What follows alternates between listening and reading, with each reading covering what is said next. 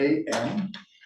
I'm told we have a quorum, so at 10:02, call to order the regular meeting of the Benton-Franklin Council of Governments for today, Friday, December 15th, 2023. Are we recording the meeting? Do we need to give notice? We are. Okay, so please be advised that the meeting's being recorded, and that'll be a public record if anybody wants to see it going forward. Second item is a roll call. Michelle, is that you?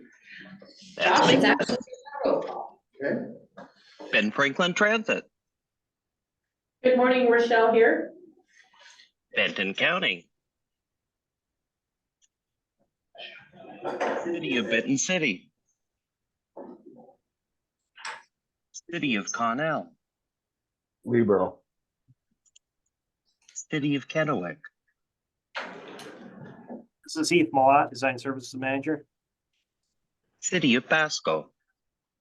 Present. City of Prosser. City of Richland. Joanna Jones here. City of West Richland. Kate Moran, present. Franklin County. Brad Peck. Port of Benton. Roy Keck. Port of Kennewick. Port of Pasco. Vicki Gordon. City of Colotus. City of Mesa. Walla Walla County. And Washita. Ryan White. Thank you. Okay, Michelle, you still have a quorum? You do? Excellent. All right, move on to item 3. This is the introduction of guests. Does anyone have a guest or guests they'd like to introduce to the group? I don't see anyone that I don't recognize, so I think we're all regulars. Anybody online with guests? Okay, hearing none, we'll move on to item 4, which is the approval of the agenda. Anyone inclined to motion for approval or for changes, please do so now. Move to approve the agenda. I'll second. Okay, we have a motion from Vicky to approve the agenda and a second from Mr. Keck. Roy? Any comment, discussion, or questions about the agenda? Hearing none, all in favor, please say aye. Aye. I think it takes more than 3 votes. Any other ayes? Aye. Okay. Agenda is approved as presented. We'll move on to public comment. Anyone wishing to make public comment, please do so now. And normally this is for our guests, and I don't think we have any, but if any of the regulars wish to comment, you may do so as well. I know that's a little out of the ordinary, but it's convenient. Okay, not hearing anyone wishing to make a comment for the record, we'll move on to item 6, which is presentations. And Aaron, this one I understand is yours. That is correct. Thank you. So this is the presentation that Michelle and myself gave to the Washington State Transportation Commission on the 14th of November. Some of the slides that were given in the presentation have been cut out just due to time constraints. So if you would like the full presentation, we can send it over to you. And just to keep in mind, this presentation was more focused kind of at the, we'll say the Tri-Cities urban focused, but there is references to the entire region throughout this. And if you have any questions, feel free to ask them as we're going. You don't have to wait until the very end. And Aaron, if you let me just one quick note, I want to be sure that people online can hear us in the room, whether or not we're speaking loudly enough, because I noticed this little owl thing is fixated on you. It doesn't appear to be moving. I think it likes you. I don't know. The audio is good. Audio is good. Okay, thank you. Just wanted to check.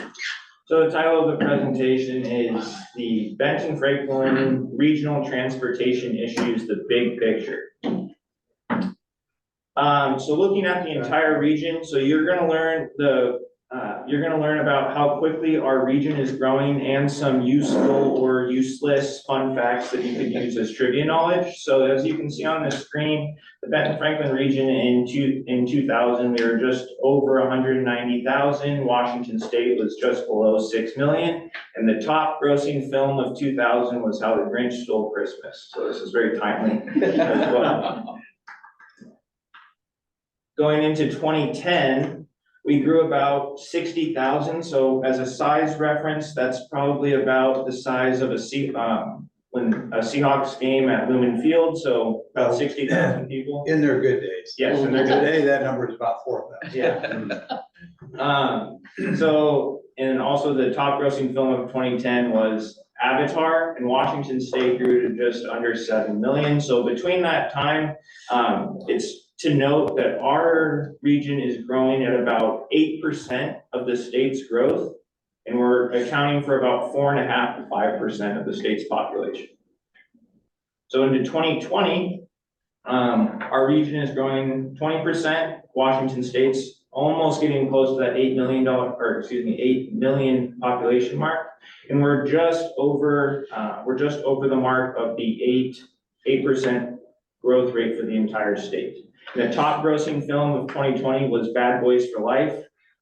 This is with an asterisk of this is top grossing domestic, and all of the calculations for this stopped after March 22nd. So that's when COVID hit.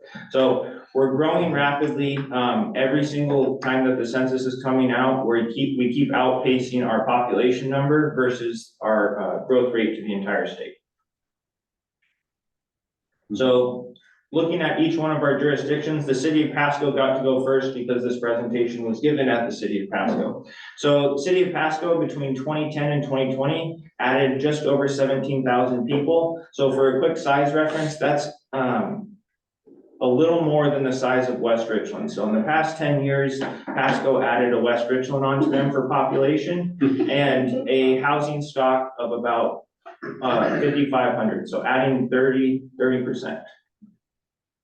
So then we're gonna go into some overview of some satellite images, and there's not really any specific points that we'll point out when we're looking at each one of the cities, but it's just keep in note that you can see the different land use changes and the different type of surfaces that are more commonly associated with urban development.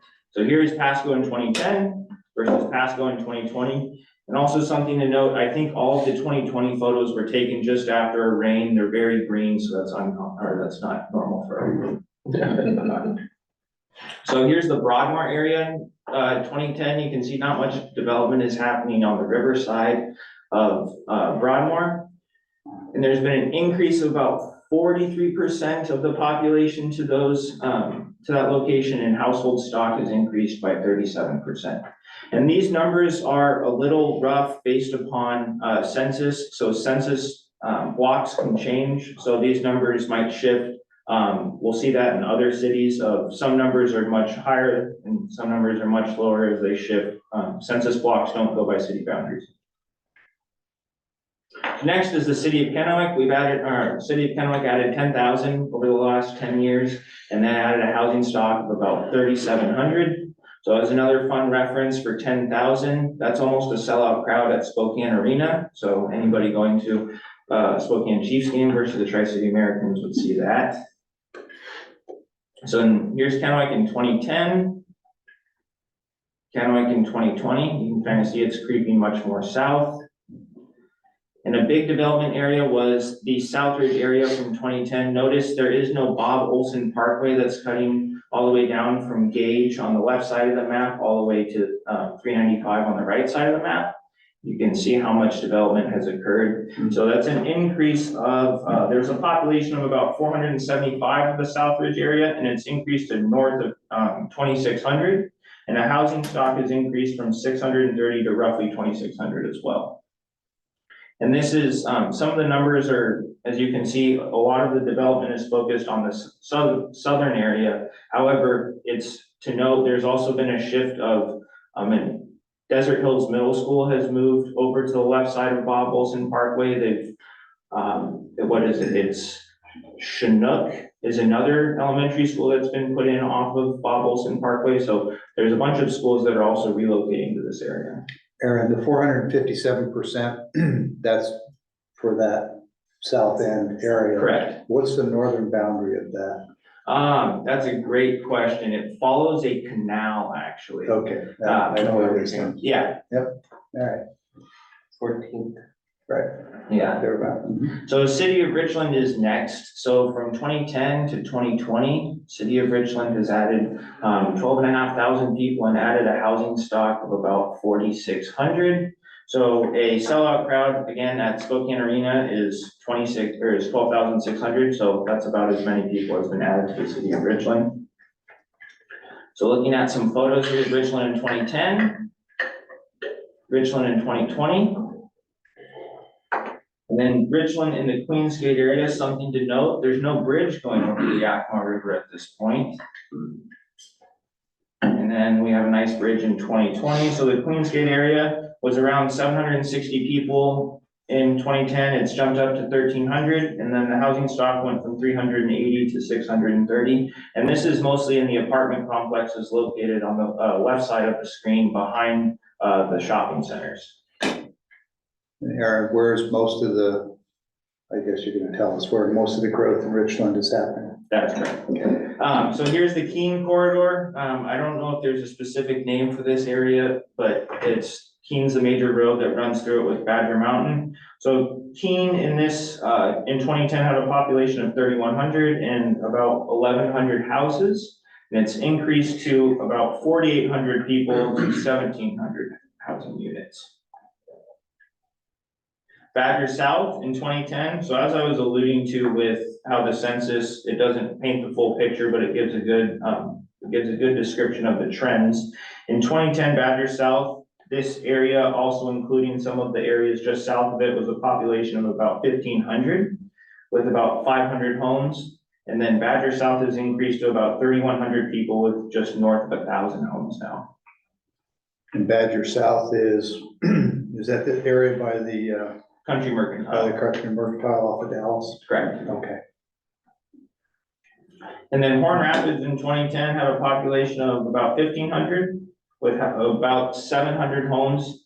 And it's increased to a population of north of 2,200 and a housing stock of 1,500.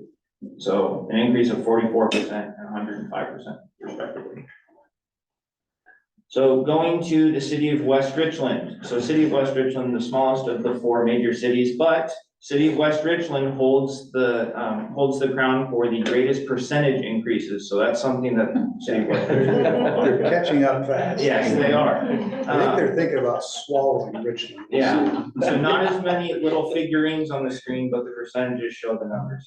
So they've added about 4,400 people, which is, I'd say it's adding a current day Benton City to their population over the last 10 years and about 1,400 homes. So looking at West Richland in 2010 to 2020. And then the Red Mountain area located on the western edge of West Richland, so has increased drastically to 2020. This is one of those areas where the boundaries of the census tracts and the census blocks don't confine just to West Richland, but as we are a region, it all funnels onto our regional roadway system. So West Richland has felt the brunt of this the most. So it's been a population increase from 1,300 to just north of 7,000 in this area, and housing stock from 820 to north of 2,000.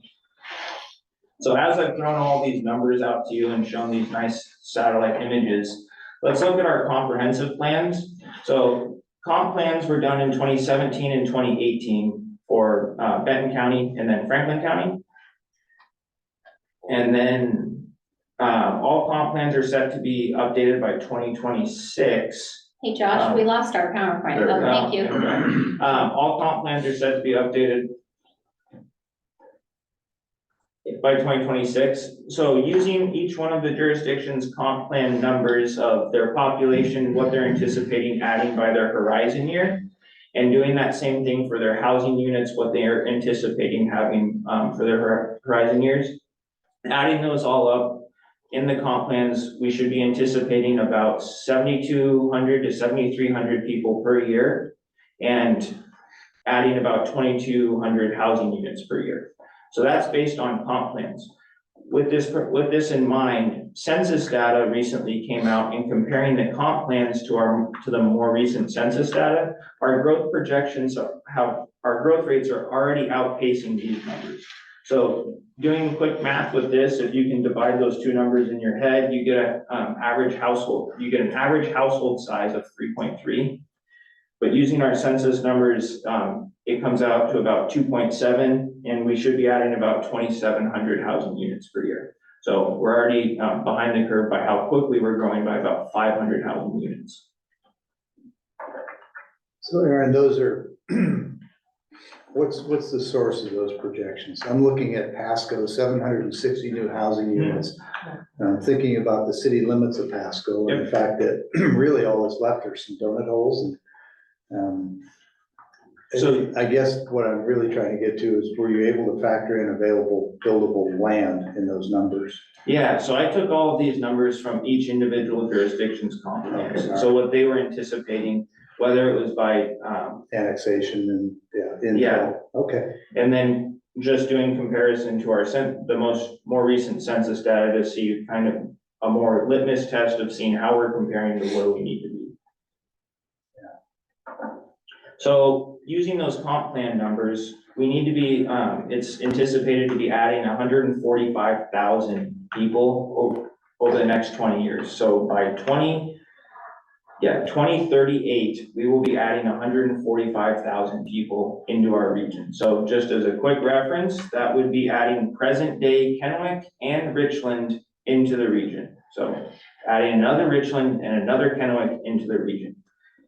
And the figurines do a nice job of displaying each individual jurisdiction, yes, needs to accommodate for these our massive population growth. However, it's going to spill over into our different areas as we shop in different locations. Our jobs are in different cities than where we live, and we use a regional transportation network. You can see Connell and Prosser are also located on this. They're not, it's not geographically accurate, but they're still included in this population total. Next is our housing stock. So we'll be adding just north of 44,000 housing units by 2038. So as another quick reference, currently today, there is just under 30,000 housing units in Franklin County, just under 30,000. So we'll be Franklin, that's using that number, we need to be adding almost another Franklin County housing stock into our entire region by 2038. So it's kind of an astronomical number. Or another thing would be adding present day Pasco and Richland housing units back into the region within the next 15 years. So what does this all mean more specifically for transportation? So using numbers from the census, we have about two vehicles per household. I'll touch more on the single occupancy vehicles here in a second, but as we're having our massive growth throughout the region, we're having discussions about Amazon on the eastern side of Pasco. We're having discussions up in the Horn Rapids area. These massive industrial developments that are occurring, and they're putting strain on our system, not exactly at the locations of where those developments are happening, but throughout the entire system as things are moving. So you can see just the thickness of the bands that you're seeing on your screen corresponds to the number of semis that will be on our roadway. So you can see that there's going to be there's going to be a major increase in truck traffic by the year 2045. So with that, we're gonna have these major developments that are occurring between now and 2045. So another fun fact for all of you. So our average speed that we're traveling right now on our roadways in 2020 is 33.5 miles per hour. With our growth that is anticipated from all of the region and our major industrial growth, our average speed throughout the region is going to drop down to 29 miles per hour. That doesn't sound like a lot right now of saying 4 miles per hour, but if you think about that compounded on everybody traveling throughout the day, everybody's going to be moving at about 4 miles per hour slower by 2045. So as I referenced with the number of housing or single occupancy vehicles, we're having two per household. With all of our growth, with all of our housing stocks, we're gonna be adding 22,000 more vehicles, not trucks, vehicles onto our roadway system over the next 20 years. And the map you're seeing behind this is our congestion management corridor or congestion management process corridors. So these are already the most congested roads within our region. What will it look like by 2045 with 22,000 more vehicles on our roadway system?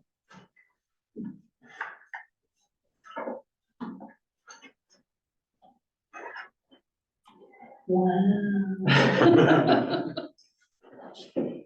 Yeah. So curious to know, we knew that, right? We're growing very fast. We see that on the roads. You go to Badger at 5 a.m. and you can see the solid lines of vehicles going through the highways, mostly towards camper sites.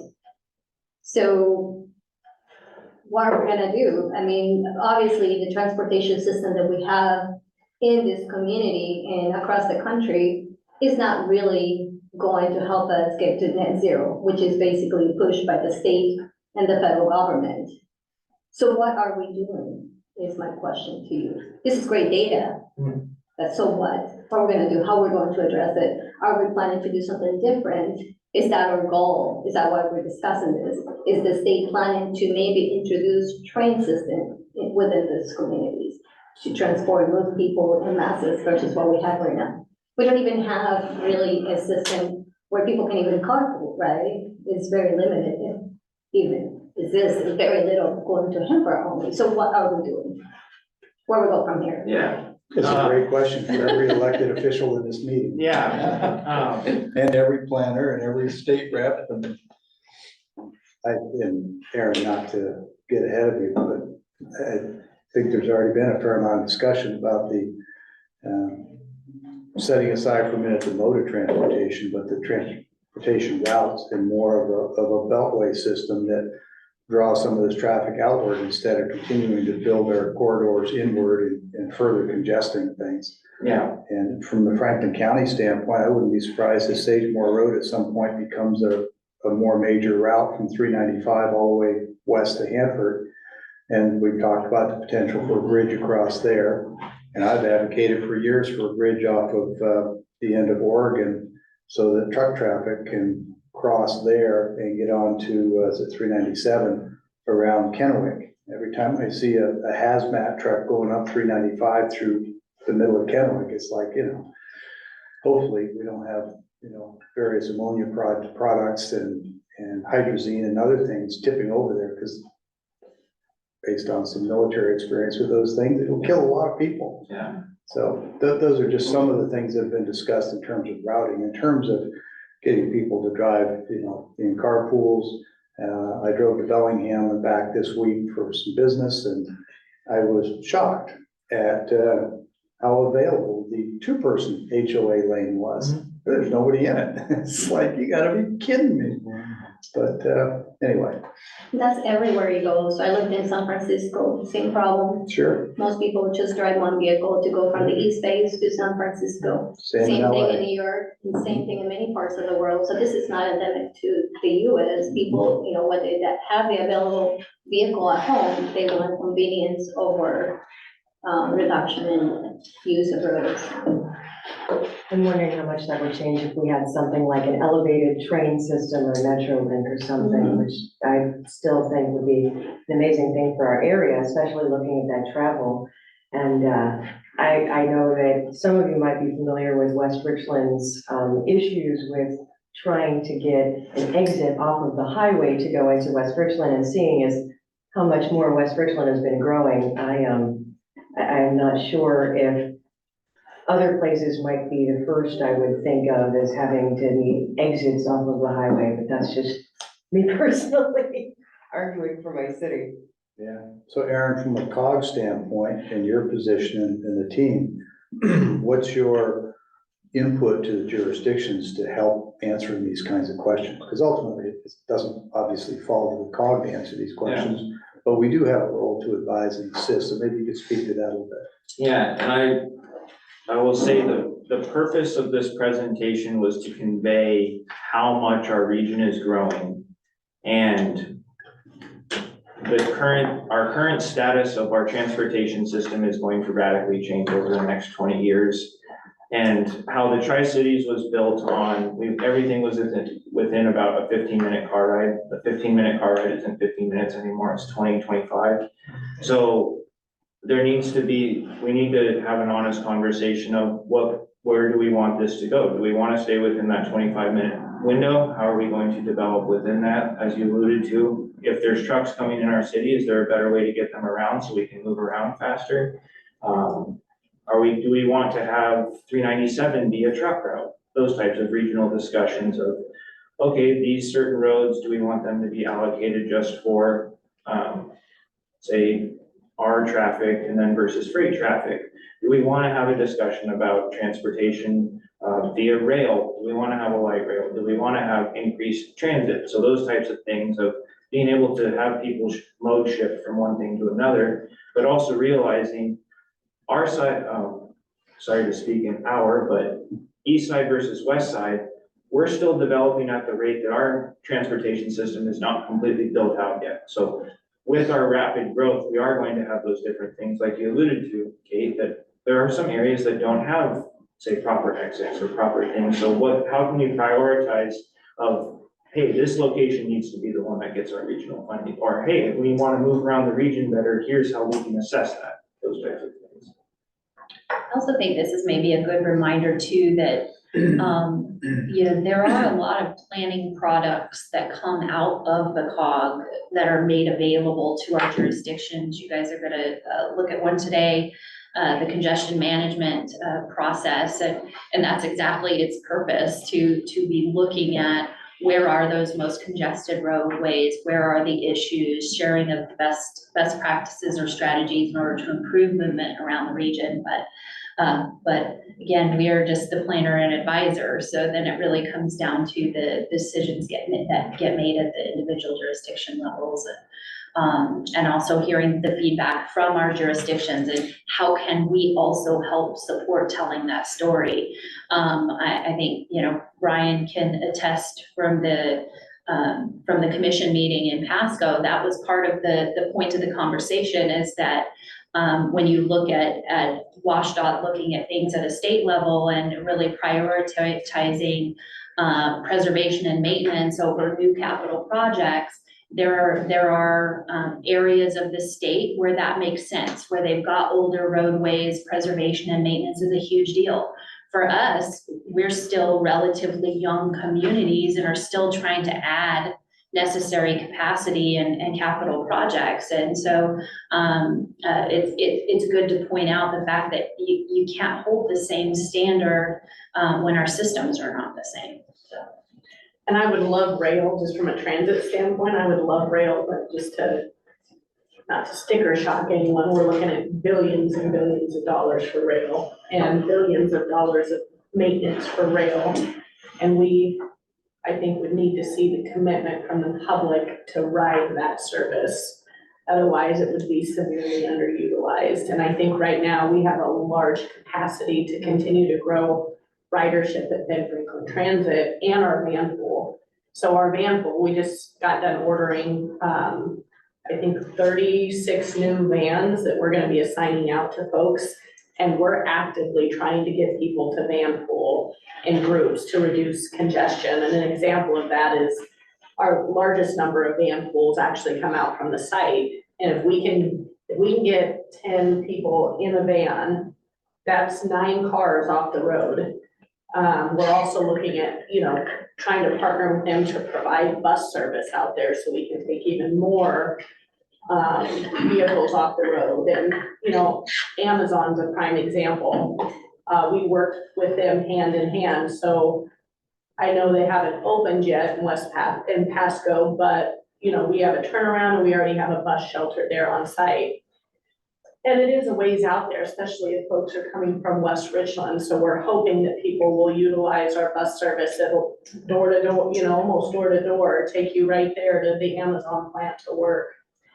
So we're working, I think, in the community to just build awareness around what we offer and how quick our service is on some of our express lines. So for example, I was on Clearwater and I dropped my vehicle off at the Les Schwab's there, and the bus stop is right there. And I just got on the bus and I live over by Yokes on Keene, and I was home faster than I could have driven a car back home. Drops me off right there and I just walk the 2 blocks to my house and I'm home. So we need to do more education in the community. And that's another piece that we're ramping up, is to really just get people to try our service, but also build people's comfort level using it. Because sometimes folks aren't comfortable using the bus service and they don't realize how quick they can get to where they need to go.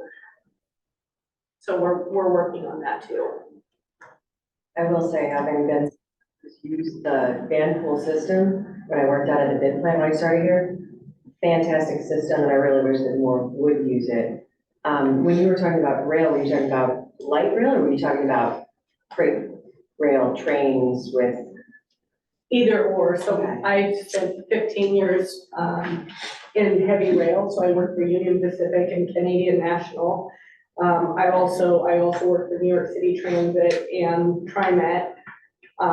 So rail has been my whole background, with the exception of coming here. And I would say that rail is a very unique process and extremely expensive to maintain, and the investment is huge. It would be, billions of dollars for our community. Not saying we can't do it, but it would take significant investment, and it would be a big chunk of money for taxpayers. So every time I see Erin's presentation, I cringe. I could go to any community in my region and, all their solutions are, if we just had an interchange, we would be more prosper.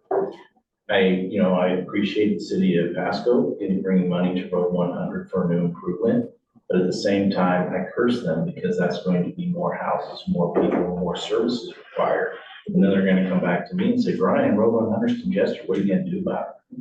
The state has no money, and, and there's no, from what I've seen, magic bucket out there of federal money to go get. If someone knows, please let's sit down and talk about it. But right now, we're kind of waiting for the governor's budget to drop. We've gotten it, and they're starting to figure out. The reason the department really is pushing preservation is that's about all we have money for. And even that, I'm looking at next biennium, I'm trying to figure out what my workforce is going to do, because they did not really fund preservation. And preservation is kind of that practical solution to keep these roads going so that you can get to work, so the freight can move. All for rail. But look what Sound Transit's doing in Seattle. How many millions of dollars are they spending? It's really billions of dollars. And even that, it's not fully funded. So, but look at what those citizens are paying to have that happen. It's a great service. Sure. I love rail, so I don't want to scare anyone off from rail, because there's nothing that I would like to do more than rail, but it's a huge, huge investment financially and long-term investment, because once you implement rail, the maintenance on it is. But that's key. That's what everyone forgets, is you have to fund maintenance. And so even my maintenance funding for our system does not meet our needs. So, and Most cities can. yeah, and I would think the city. Preferred maintenance. Yes. So. To answer your question, I would say having these type of honest regional discussions of saying, here's how we want to move forward as a region, and here's how we want to make mobility better for our region, making freight better, making driving our cars better, transit better, pedestrians, bicyclists, having those types of discussions of planting our flag. Hey, here's how we want to move forward as a region. That would be my shorter answer to saying how we can accommodate for all the growth. Is there a way that we could get a copy of your presentation? Yes. And a quick question I was wondering, I noticed on one of them that it seemed as if there was only one section of the map where the amount of housing actually exceeded the amount of population growth. I'm assuming that is not the standard, that it's actually very much the opposite in most of the places that we have here in the Tri-Cities. Is that an accurate assessment?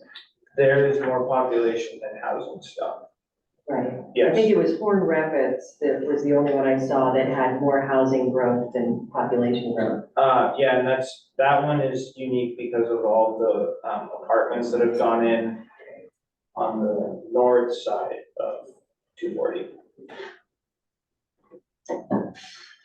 Okay, well, good discussion. Don't want to cut anybody off, but one of us is retiring soon, and I'd like to be done with this meeting before that happens. So with that, we're going to move to item 7, which is the consent agenda. And we've got 3 items: the voucher summary, the approval of minutes, and the RRLF loan balance report. Consent agenda items are intended to be approved as routine administrative items and approved in bulk or in mass. However, if anyone wishes to separate one out for separate discussion, this is your opportunity to request that. Otherwise, a motion to approve the consent agenda would be appreciated. I'll motion to approve the consent agenda. Second? Okay, motion for and a second for approval of the consent agenda as presented. Well, it's consent, so we're gonna forego comments. All in favor of the consent agenda as presented, please say aye. Aye. Any opposed? Consent agenda is approved as presented. Item 8 is reports. Excuse me, and this takes us right back to our NPO director, Aaron. Thank you. So the first item is 8A1, the 2024 Transportation Improvement Program TIP obligation status. So our obligation authority, commonly referred to as OA, target for our region is 3.85 million. We've had one project obligate this federal fiscal year for $137,000, and that was the city of Prosser Alexander Court Improvements Phase 1. We've had 2 projects de-obligate, so the money just goes back into the region. The funds have been added back into the regional pot and will be utilized in our next call for projects. Next is the 8A2, the general update. So this is taking in some high-level items that were included within your packet. This is not all of them that were listed, but this is just some of them that we've been doing on the regional planning team in November and December. So we had a walk audit with the city of Kennewick around the Columbia Gardens area. We did a freight data request for WashDOT for their freight and goods transportation system. We attended the WashDOT vehicle miles traveled next steps discussion. Alex and myself participated in the Hanford local government's tour. That was very insightful. Presented to the Washington State Transportation Commission on November 14th. Participated in the City of Richland Safe Routes to School kickoff meeting and their second one 2 days ago. Tanner and Alex set up a meeting to meet with the Department of Commerce regarding BFCOG's electric vehicle guidebook.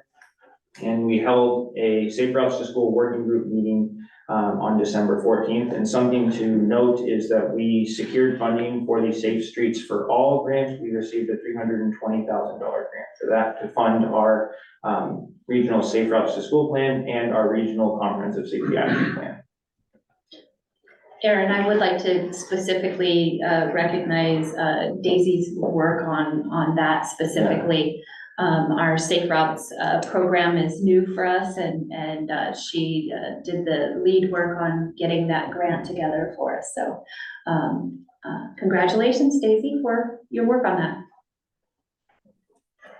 Thanks, Michelle.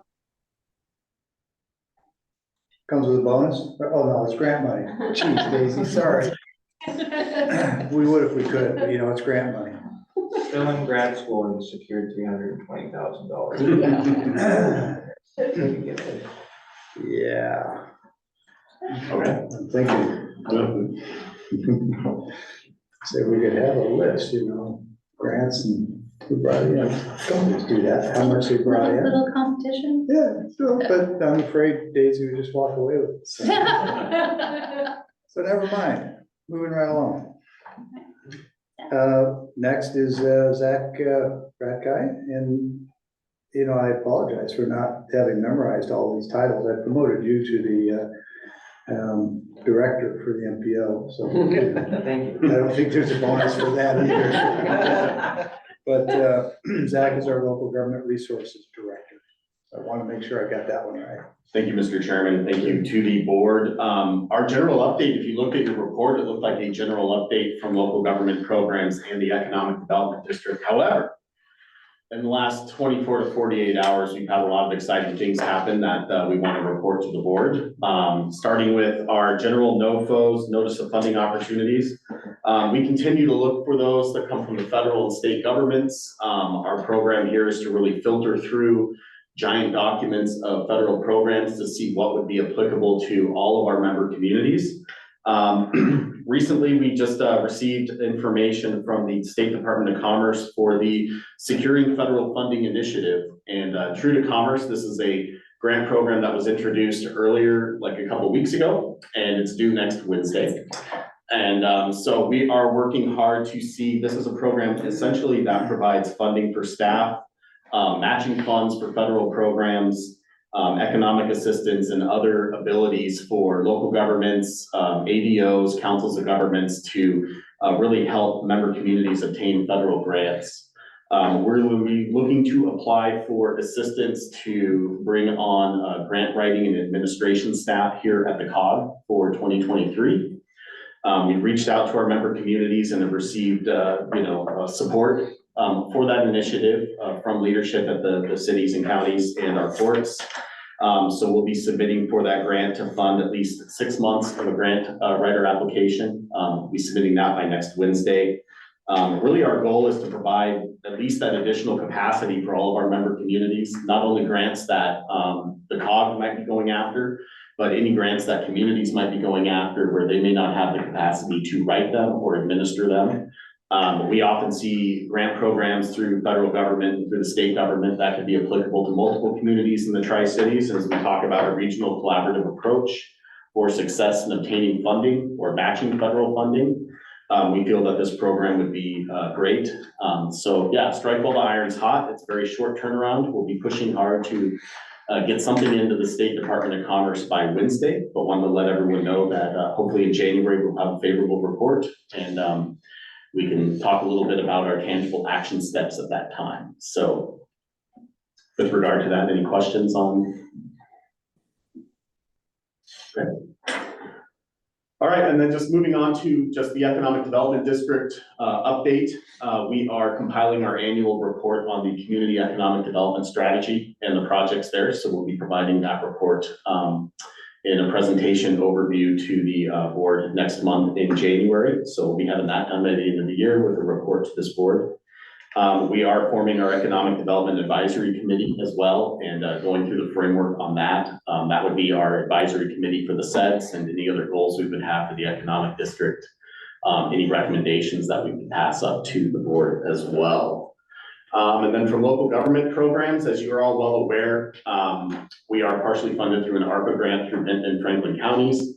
We are compiling our end of year actions and how we've supported not only the counties as jurisdictions themselves, but communities and initiatives within each county. And we'll be presenting to the Franklin County Commission on Thursday, January 4th at 9 a.m. And then we'll be heading out to the Benton County Commissioner meeting in Prosser on January 23rd to provide our annual report to each county who have helped us in providing grant monies for staffing through that program. And continuing some of our partnerships here over the Thanksgiving holiday, another quick turnaround on a commerce grant. We participated in compiling an ICAP, which is the Innovation Cluster Accelerator Program through Department of Commerce. We applied with assisted Port of Pasco, TriDec, and the Tri-City Regional Chamber of Commerce for the application of $300,000 in grant funding. Port of Pasco was the administrator and the official applicant there, but we helped compile information, wrangle up some support letters. And this is for the submittal of a grant application of $300,000 through Commerce to help establish the region as an agricultural innovation cluster. We've seen that on the energy side with Washington Vertical through Port of Benton as well. This would be on the agricultural, technological, and innovation side. They've received about $200,000 in funding for a feasibility study for an ag innovation center from the state. So part of this money will go to help supplement that feasibility study, but also really stand up staffing and get an actual cluster started with staffing and roles and a mission. Working on that right now and awaiting word from Commerce, who's delayed it for 2 weeks as far as the review of that grant application. This regional action is really in conformance with the Tri-City Agricultural Council, which is a cohort of the Strategic Alliance, formerly known as My Tri 2030. So really going in those long-term goals that we've established as a region as well. I would like to Go just give Zach kudos as well, because yes, this was yet another quick turn grant application, and Zach committed time over his Thanksgiving vacation with his family to supporting getting this application together in time for the deadline. So thank you for your commitment to that. Yeah, you're welcome, and it was a great group effort as well from a great regional group effort too. And then finally, program for that, it's called Comp Time. Hey, you just gave it now. I know. Right before you Last hired meeting. you. Yeah, right. Bill's flying out. I figured I had Wi-Fi and I was awake a couple hours before the rest of my family, so it's You great. know, you take care of your people or somebody else will. I think you need my Santa hat on over here. You get a bonus. You get a bonus. Cars involved too. Right? No, Your share. No. No cars, I could, yeah. So I interrupted. Zach had a little bit more. I think I get a gift of one of Roy's cars. And finally, we found out yesterday that Lieutenant Governor Denny Heck will be touring the Tri-Cities on Tuesday to talk about his, I have it written down here, Project for Civic Health and the document he produced, Common Ground for the Common Good. As part of this tour, we've been invited to host the Lieutenant Governor for lunch on Tuesday here at the COG in this room. So we will be sending out a formal invitation. We have about 20 spots. So looking to invite everyone on the board that's available to attend, just have a discussion, learn a little bit more. And also leadership of this, our communities as well will be invited. And so we'll be taking those reservations, I guess, for a spot. But yeah, it was a pretty exciting thing we found yesterday. So we'll get together a good lunch and have a great discussion, and pretty honored to host someone from the governor's office here at the COG. So I thought I heard he was here recently in the last couple of weeks. Anybody? No. not heard that. I must be mixing two different meetings. Sorry. That's all right. The governor was here like last week. Yeah, Yeah, that one I so- would have remembered. Thanks, Aaron. I'll stand for any questions of local government programs or economic development. I'll just say that without using any names, someone recently was, posting's probably not too strong a word, and it wasn't me. Talking about how they had secured this wonderful grant money and was kind of doing a little bit of this, and I couldn't pass up the opportunity to say, oh yeah, that's that brownfield grant that the Council of Governments secured and just put in your lap. Yeah, we're so glad you're able to use that. But it was just kind of a reminder that part of my function, and I think part of the board's function, is when we're out in the community and we see opportunities to highlight contributions that the COG has made, it reinforces the value of the organization with our members. So For sure. and that kind of fits in your wheelhouse. So I appreciate that. anyway, Thank you. anything else? That's all. Other questions for Zach, anybody? Okay, well, with that, we will move on to item 8C, which is our executive director's report. Got that time right? Yeah. Just feel free to keep handing out those bonuses. Okay. I haven't given out any bonuses. Okay, well, on that note. Roy's cars. That was them. Hey, guy can read. Yeah. That's all There is a party for 12 at a winery, but I probably shouldn't say that out loud. It was 20. I mean, All right, Darn so dyslexia. things to be proud of. One thing I am proud of is that, you know, when I came to the COG and even at the beginning of this calendar year, our investment or reserve fund at the COG had $21,000 in it. And from a cash flow and security standpoint, that was not a wonderful place to be. And we set a goal of having $250,000 in that account. After we were able to sell our excess real estate and our cargo van that we didn't use for anything but taking things to the recycling, our investment fund balance is now $469,389.73. So I am very happy about that. Aaron's already revoked. Forgive me. Yes, go ahead. Not done on member dues. All No. done by identifying excess resources and liquidating them. So good job, thanks. Thank you. The Transportation Commission meeting, as Aaron already mentioned, we worked very closely with the city of Pasco and the commission staff on the agenda, and really from the COG standpoint also to make sure that we had a chance to have regional input and stories, not to take anything away from the city of Pasco, but really just making sure that we could talk about what was going on with our other jurisdictions as well. I was pleased that every single presenter over the 2 days specifically mentioned their positive relationship with the COG as a partner, right down to the tribes, I mean, everyone. So that we were really, really happy to hear that. I think that's a significant improvement over where the COG maybe has been in the past. So we're excited to have that. And then we did receive recognition both from the commission chair and their executive director just for our efforts to support their meeting. The city managers, county administrators group, and the Mid-Columbia Building Appeals Commission.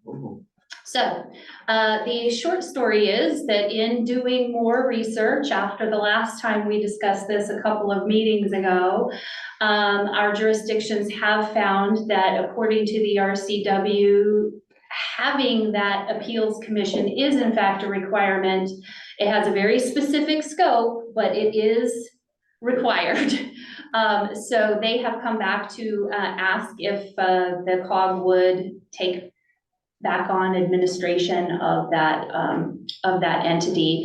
I committed to them that I would go back and do some research from that direction now to figure out what would be required for us in order to get that going and administer it and then bring it back to our board for their approval.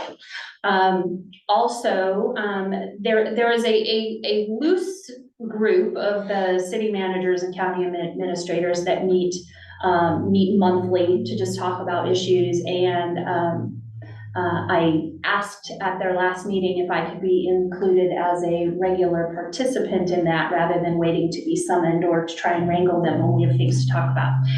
So I will now be meeting with that group each month with the hope of just having a better level of communication with those key staff members, and also to listen for those opportunities where there might be an issue of mutual concern, an opportunity to partner or something else that we can provide some support that maybe we wouldn't be hearing about otherwise. So I'm pleased about that. Any questions on those two? Okay. I have a quick question about going back to, are you able to go back to the Washington State Transportation Commission meeting? Mhm. I was curious, when reading through here earlier, and you hadn't mentioned it, you mentioned that you were disappointed to drop the panel discussion. What discussion was that? So in the original agenda, we had set up a panel discussion to talk about that larger global issue of the impacts of industrial transportation on the system. And the intent was to actually have the administrators and managers be able to discuss that as kind of a regional issue and how that was affecting them, rather than the specific reports that were scheduled from the public works directors to talk about their transportation programs. And it ended up, it was one of those that it got to a couple days before the meeting, and conflicts and communication about that. We ended up just having to drop the panel and make some last minute changes. So I was upset about the missed opportunity to kind of have that dialogue. Right. However, I do think even the fact that we had it scheduled, had the conversation, that has kind of opened the door for some additional conversation, I think, going forward. Would that So, have yeah. been local groups at that panel, or would that have been? No, it was just gonna be the city managers, county administrators from our region to talk about that as an issue, yeah. Okay. I'm wondering if there would be something just as a separate event entirely that could happen. Originally, the thought was that was going to be kind of the first step in continuing that dialogue, so yes, that's the intention going forward. Revolving loan fund phase out, update on that. Everything's on track. Our goal has been to have all of the money movement activities completed by the end of this calendar year, which we're on track to have that done. The regional revolving loan fund has been divided, funds have been distributed, the equity fund balances on our balance sheets are now being updated to reflect that we really have three funds: the regional revolving loan fund, the CARES fund, and then what was our defederalized revolving loan fund that is now called QUIDA. These are Economic Development Act funds. That's, you know, what governs how we can use those dollars. There were unrestricted funds in the revolving loan fund, and those were used to pay off the USDA Rural Development loan balance as approved by this board. That was $186,854 on behalf of the insolvent Columbia Regional Economic Development Trust, or credit. The credit entity is being legally dissolved as of December 31st. Their financial assets of roughly $96,000 will be deposited back into the regional revolving loan fund account, so that will partially reimburse our having paid off that loan to USDA. And then they have one final revolving loan, and as part of that dissolution, the COG is the beneficiary per their articles of association, so that final loan will revert to BFCOG under the loan fund. So we're just getting those legal documents done now. So that's the status currently. It was really important to me to get all that money wrangling all into 23 so we can audit it all in one time and not have it carry over. So between the building sale and the loan fund activities, I'm anticipating that our audit of 2023 could be interesting, but hopefully we've done what we can to stay on top of that.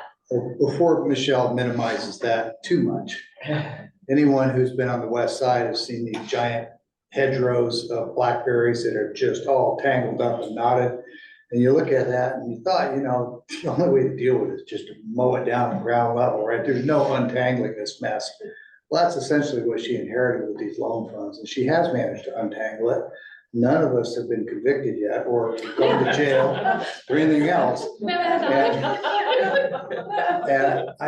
And I'm pretty sure that about halfway through the process, I'd have lost my temper and just mowed the whole thing down, but she has managed to untangle it, and we're the beneficiaries of it. And there will still be local loan funds that can provide the services that we used to, but we're out of what I always viewed was kind of a peripheral thing for us anyway. And I'm a big believer in letting the experts handle their functional areas and let us focus on our core disciplines, which we're doing now. So good job. Thank you. No bonus. No bonus for you. All right, last thing for me is the broadband action team. We are continuing to follow developments with the Washington Broadband Office on the equity funding for infrastructure in that timeline. It's looking like that'll officially open sometime in late summer. We're still waiting for rulemaking and decisions to happen for that. In the meantime, we had presentations in our December meeting from the Whitman County and Spokane County BATs. They've both been operating for a longer period of time to just talk about the kinds of support and advisory work they've been doing in their counties. In January, the BAT will do some strategic planning on how we can support digital equity and accessibility activities in our region going into 24. All right, so that's it for my report. Questions for our esteemed executive director? Yeah, I'm just curious to know, so you sold a vehicle and a property to create a reserve account? Is that what I understand? Is that the major concern was the fact that there was no reserves to, something should happen, you don't have money to pay staff and that you basically can tap into those funds? So the one was didn't happen because of the other, but was a benefit of the other. So we had we had a piece of property that had come in on a defaulted loan into the loan fund 15 years, almost 20 years ago. And we had been the landlord on that property for many years. The rents that had come in on it actually repaid the original defaulted loan, which was a benefit of that, but we were really not in a good position to be a landlord for a property. So the board had already decided before to access and sell the property. So the benefit of that was that we were able to put funds back into that fund, because you're exactly right. If you look at the fall coming in, I came in February of 21, and there were some cash flow times in the months leading up to that where we weren't sure we were going to be able to cover payroll and other expenses and only had that $21,000 to fall back on.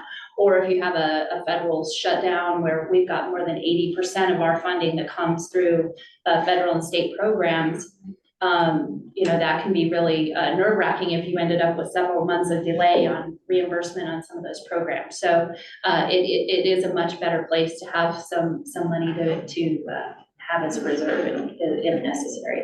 Yeah, that's definitely good. I do remember. Yeah. Yes, I feel much better now than I did in those early days for sure. Yeah. And I think there's an additional bonus, and some people think it's a little deal or big deal. Yeah, that was unintended, but thank you. And that is the notion of entrepreneurial government. And those of you who know me know that I have a real dislike for governments collecting taxes from their citizens and then using those to compete with them in the private sector. Operating as a landlord, renting commercial property, to me was unnecessary competition. And so not only did Michelle enhanced the reserve fund, but she also eliminated that entrepreneurial government, which I appreciate. So, not to mention, we had in the last 2 years,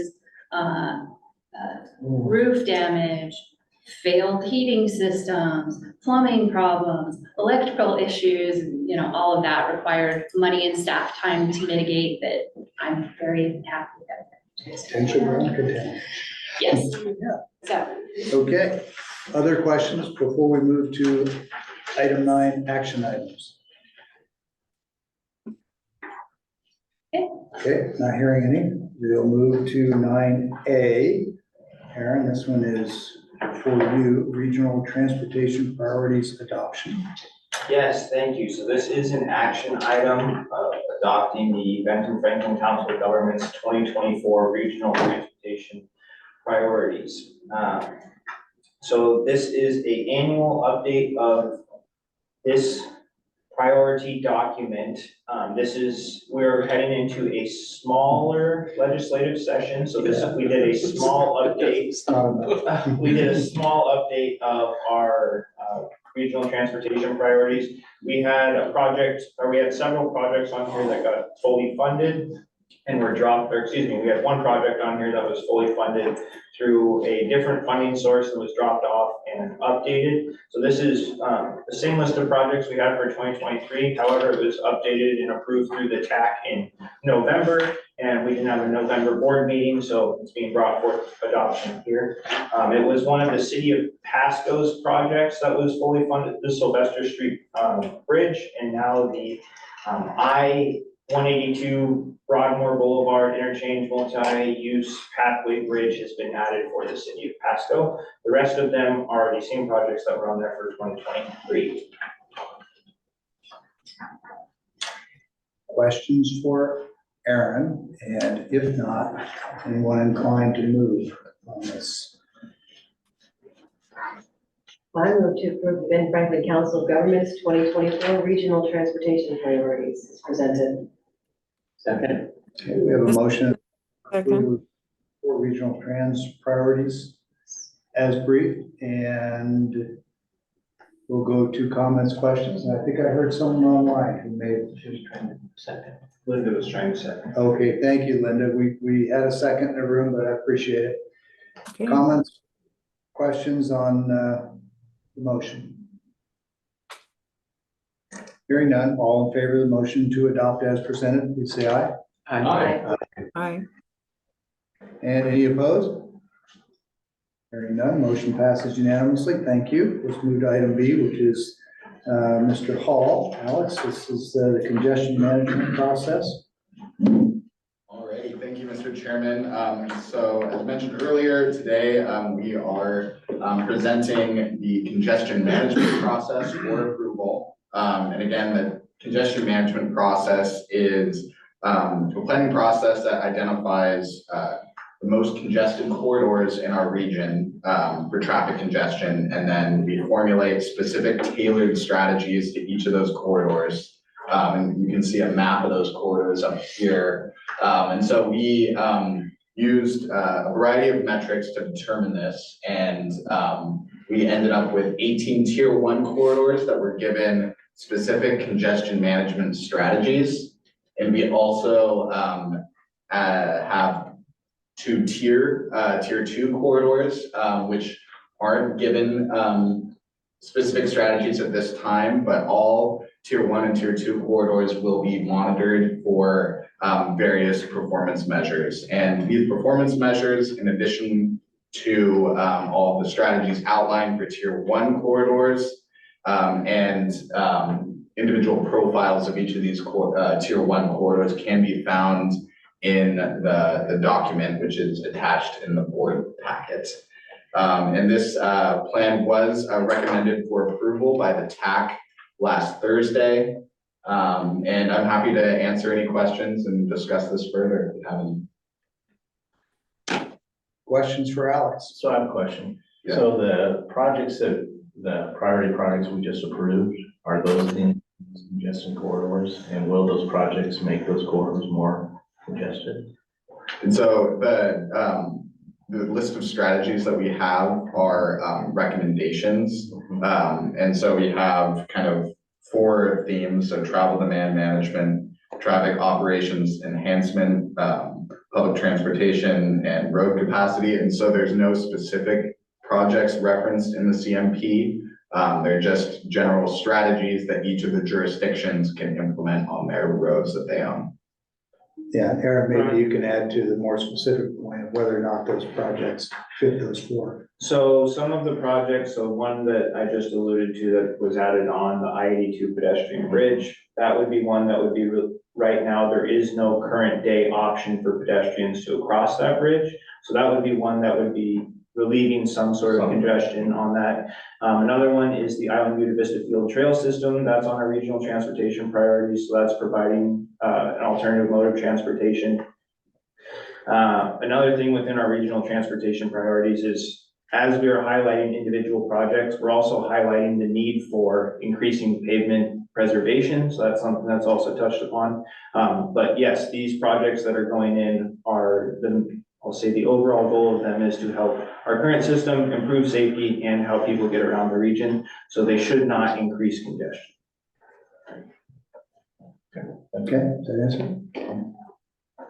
Just pausing for anyone else who has questions. We don't get to hear from Alex as much as we'd like, and must have a tough question. Okay, we're off the hook. So this is an action item, and we're simply looking for a motion on this, if anyone is inclined. I really refrain, as you've heard me say before, from the statement, I would entertain a motion. It offends me. It's not my place. This is a board and a body, and so if you're inclined to motion, please do, but it's not for me to say I would entertain it. You have a right to motion anytime you want. Got my pitch in. I try to do that every meeting. So if anyone is inclined to motion, this would be an appropriate time. I move to approve the 2023 Benton-Franklin Council of Government Congestion Management Process as presented. I'll second it. Okay, we have a motion and a second for approval of the congestion management process, and I think you got this. Okay, you got the motion. Second chance for comments, questions? I just want to clarify, was that Roy or Brian? I thought it was I only Roy. heard the his part, okay.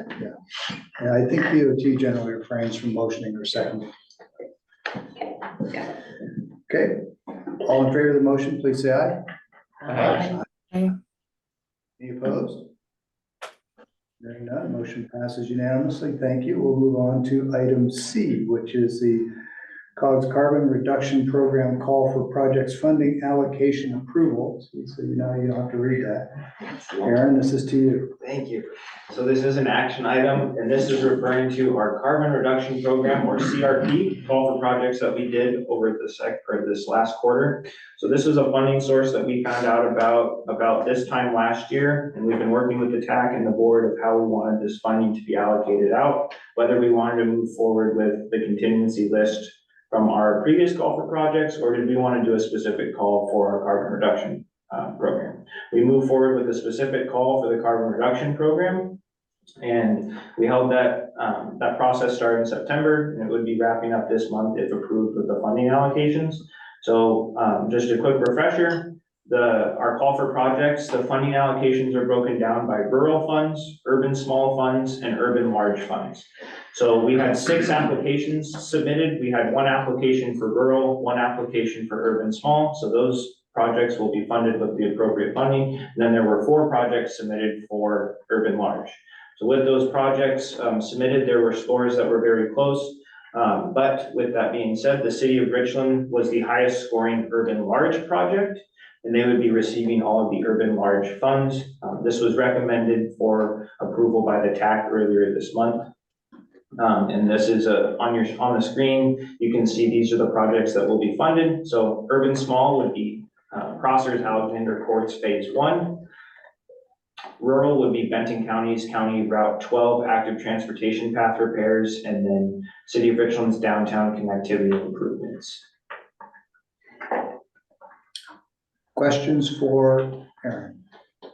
I'm just wondering, is this, I know that there was discussion about the scoring, is this the scoring process we were talking about where there was discussion and attack of changing how that happened? Yes, so that's a good point to bring up, thank you. So when this process was brought up, it was discussed if we wanted to change how the projects are scored. There was discussions about, did we want to stay with the scoring out of 100, or did we want to move to submit your 1, 2, 3, 4, 5, 6 projects of here's my top project, so on and so forth down. TAC elected to do stay with the 1 through 100 process just for this sake of funding, and then for the next call for projects, look more in depth to the 1 through 6 ranking. We've done a 1 through 6 ranking internally just to see the different projects, and the results of that I can say I can send out, but we're also going to post the scores on our website for transparency for the 1 through 100. Are you able to say with the internal 1 through 6, was that done to this just to see how it would go, or was that not done for this at all? It is not reflected in what is proposed here. Okay. All right. Thank you very much. Yeah. Okay, not hearing any other questions for Aaron. If anyone is inclined to motion on this action item, this would be an appropriate time. I move to approve the Benton-Franklin Council of Governments Carbon Reduction Program Call for Projects Funding Allocation as presented. Okay, Okay, thank you, Kate, for the motion. Do we have a second? Second. Second. Okay, it does. Vicky, great, thank you. Second opportunity for comments or questions on this item. Hearing none, all in favor of the motion, please say aye. Aye. Any opposed, same sign.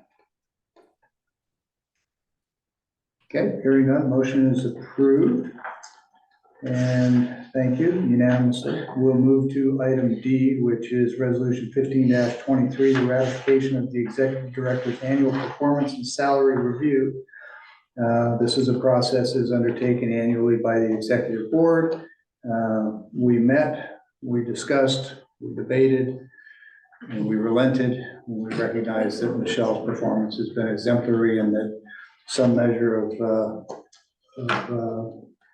enhancement to her compensation was warranted. But I'll tell you that we were also very mindful of the fact that even when you've got really outstanding people, you really have to bound these kinds of decisions based on the will of the greater body, the board, the capacity, the fiscal, and perhaps most importantly, reasonable comparators. And we've looked at other COGs and how they compensate their great people. And I feel like we, the executive members who participated, were very diligent in making sure that we stayed within a reasonable framework with comparator organizations, and that we left some room for future improvement, and at the same time gave what we thought was a reasonable improvement. And overall, I forget the specific language, but it was somewhere between really excellent, really outstanding. You know, there were several categories, but your executive committee gave her top marks for everything. I'll tell you that in the time that I've had the opportunity to sit in this chair, which I'm really going to hate to give up, I've reflected on the previous leadership that we've had in the organization, and it's not my wish or desire to in any way disparage anyone. It's a complex organization, and the people that were here, I believe, did the best that they could under the available circumstances. That can be staffing, finance, it could be a lot of things. So not disparaging anyone before, but in 15 years of being a county commissioner and sitting on anywhere from 20 to 25 different boards and committees at any given time, I candidly don't know of a committee director or organizational director that I would trade. So, and those of you who know me well know that I may joke about bonuses, but I'm really stingy with compliments. And I think we were very fortunate to have Michelle. So I'm encouraging board support for this ratification of the director's annual performance and salary review results. And of course, that's all public if anybody wishes to review those in detail. Motion to approve. Okay, we have a motion from Michelle and a second from Roy for approval of resolution 1523, which is a ratification of the executive director's annual performance and salary review. Comments, questions?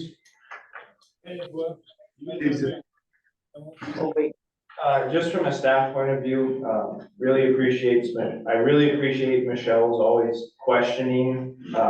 As you all know, I can speak in acronyms sometimes, and Michelle always asks, like, hey, what does that mean? Please explain it. And I find out a lot of times I don't understand it. It's called accountability. Yeah. So, and it's just, that trickles down from the executive director through the culture that she's built here, and being here from 2018 to now, really appreciate it. Okay. I heard someone online wishing to comment. Please go ahead. Well, I thought I did. I did too. Well, if nobody online will. Go ahead, Kate, I please. just will say that from when I started with the organization, and especially after Michelle had taken over as executive director, I've just got to say that this is, of the limited amount of organizations I've worked with, probably the best I've been able to work with of an organization. The open door policy, the ability to answer some of my probably stupid questions. I will just say that it has been a pleasure from just the beginning until now working with you, Michelle, and I think that this is exemplary of how you've been performing and how you are just as a manager. So thank you. And this, if there was a one above the excellent, I would probably give you that. Thank you. But that would take a majority, so. we're That not would. gonna- That's not a motion, just a statement. Okay, any other comments or questions before Michelle's head just gets even? Okay, hearing none, with thanks and gratitude, all in favor of the motion, please say aye. Aye. Aye. Any opposed? Okay, well, thank you. The motion passes unanimously. Sounds like everybody's impressed, duly. All right, item E echo, Executive Committee Appointments Ratification. Michelle, if you'd speak to this one, please. I will. So as you recall, with the changes in the bylaws adopted, our executive committee is now made up of appointed representatives for each of the subcategories of our membership. So county, large city, small city, port district, and transit agency. It was up to each subcategory of members to determine their appointee, and there was the option that if an appointee could not be determined amongst the subcategory, that a vote would come back to the full board. Each category did determine their appointee. So county is Michael Alvarez from Benton County. Large city, Gretel Crawford from City of Kennewick. Small city, Kate Moran from West Richland. Port District, Vicki Gordon from Port Pasco. And in a tough battle, Rochelle Glazier for so this is the I want you to know, every one of our transit agencies put in a name for it. It was tough competition. So we would be looking for the board to ratify the 2024 Executive Committee appointments. I'm sorry, hearing some noise I think that's online. Linda. Was that a motion? And if not, perhaps we could mute our mics.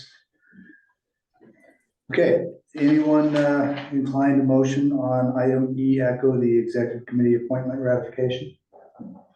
I'll motion to approve. Okay, motion from Michelle. Is there a second? I'll second. Okay, second from Mr. Kett. Thank you, Roy. Comments, questions? Not hearing any, we'll move to the vote. All in favor of the motion for ratification, please say aye. Aye. Aye. Thank you. Okay, and any opposed? Hearing opposed, the motion passes unanimously. Thank you. This brings us down to my favorite item, Foxtrot. Benton-Franklin Council of Governments Officer Elections. Okay, so for officer elections, the second change to the bylaws is that elections for the board chair and board vice chair nominees would come from the approved executive committee appointees. And in order to be eligible to be chair or vice chair, a nominee must have served on the board for at least 1 year. As of right now, everyone that is currently appointed to the 2024 Executive Committee is eligible and has served on the board for at least 1 year. So any of the 5 of them could be eligible to be nominated for chair or vice chair. And the term for these offices? It's 1 year. Yeah, it's a 1-year term. And because we knew that Gretel was not going to be able to be with us today, City of Kennewick is doing their appointments for their new city council, the interviews today. She did email me to indicate that given her new role, she would not be inclined to accept nomination for chair should anyone want to make such a nomination, but would be open to considering vice chair if that nomination She's happened not to here happen. to decline. That's true, she's not. I was erring on the side of she was not going to be here to accept, so we want to be prepared. So that's the only pre-information I have for you. We will actually do the voting via a program called Slido. So while we're preparing, if you'll all each get your smartphones out, you are going to have a code to enter.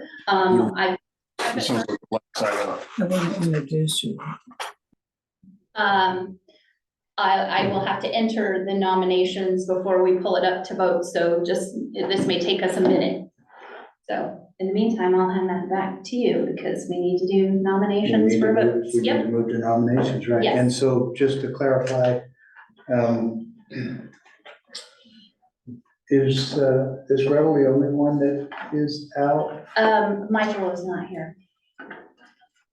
And because But you haven't received any input from him that he would or would not accept? No, I did not know he would not be here, so Okay. I didn't proactively find that out. Okay, so with the exception of Gretel Crawford, who is unavailable to serve as chair, but is available to serve as vice chair. Aside from that, all the executive committee members are eligible. And so again, that's Commissioner Alvarez from Yes. Benton County. They're up on the screen, so I won't read them all. And this would be the point in the meeting where you have the opportunity to thank and pay back those individuals who have been so supportive in the past of your efforts and nominate. Sounds like a threat. Is there, No, it's an opportunity. is there a progression from vice chair to chair No. usually? Okay, I would like to nominate Vicky for chair, if she'll accept it. thank you. I'll second. I'll nominate Vicky too. All right, we have one nominee for chair. Are there any other nominations for chair?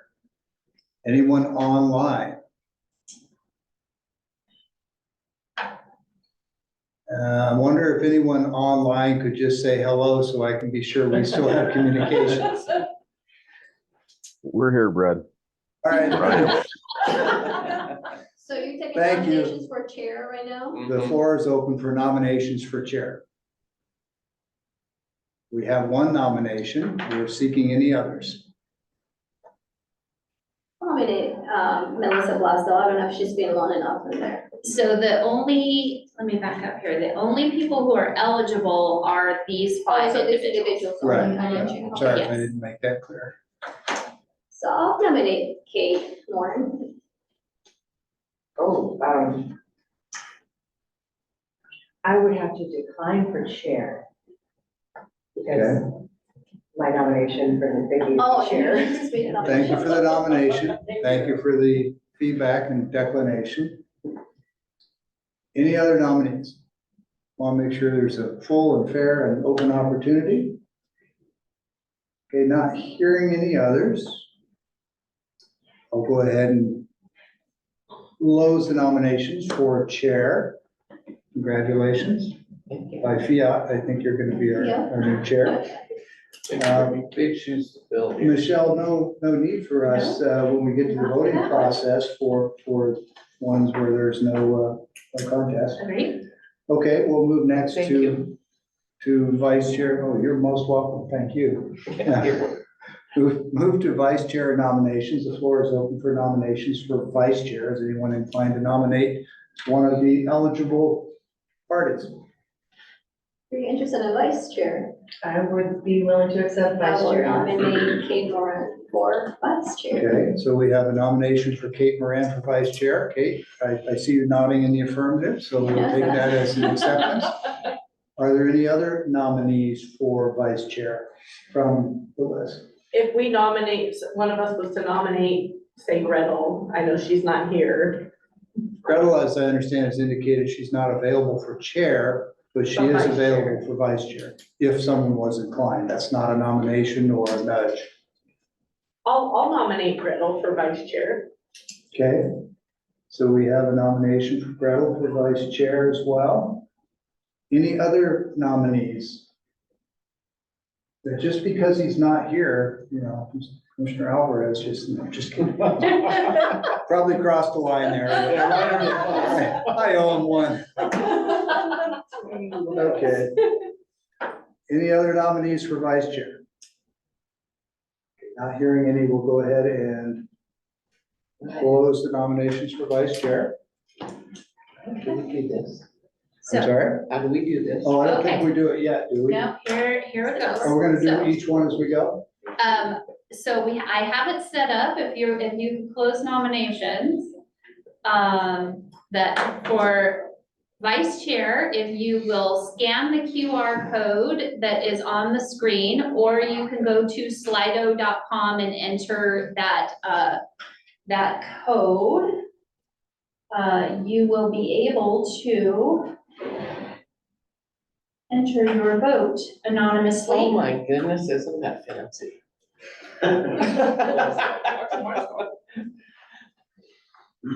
Well, apparently it's not Skiddo, because that didn't work. Yeah, SLID. Let's try it again.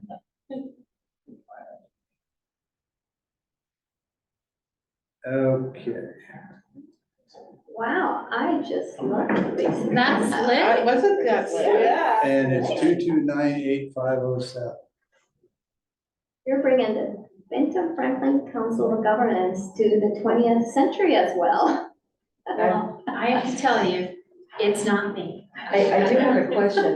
Yes, Are we sure that everyone that is able to vote, that is here to vote, is able to actually have a cell phone to do so? so, we have enabled that's a great point, Kate. We have enabled the chat feature on our Zoom. So if you are, attempting to vote in this manner and having difficulty, please put a note in the chat. So we can make sure that everybody is able, to vote.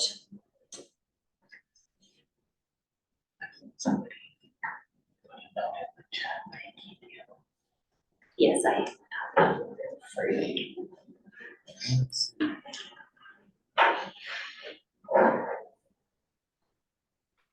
Okay, thank you, Mr. Malley, for the comment in the chat. Which is part of the public record. Right? Yep. Okay, so, Okay, so I'm waiting is, for you to- yes, so has everyone had an opportunity to cast your vote? Or has anyone had any difficulty casting a vote that needs to do so? No, we're just voting for the vice because I only. Exactly, Yeah, just the VP chair is already Yep, a done deal. I'll just give it another second. If you're having any difficulty, please let us know. I'm having difficulty. This Okay, is Linda. were you able to get to the slido.com page? Yes, but, and to the chat, I tried that, but I'm having some kind of problem with my phone here. Okay. So it's not letting me type in the comment. going to enter the code. Should be up at the top of your screen.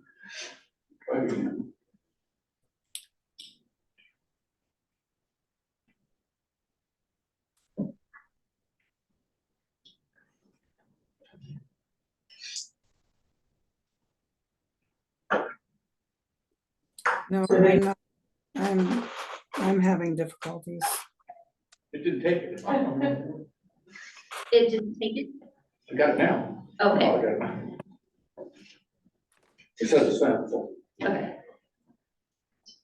It shows you immediately that you voted for a person. It shows it graded out after you vote. Yeah.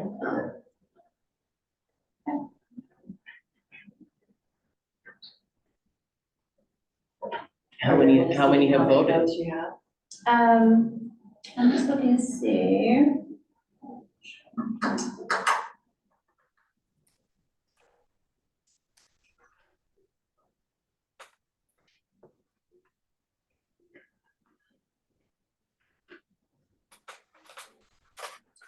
Okay, so, my vote is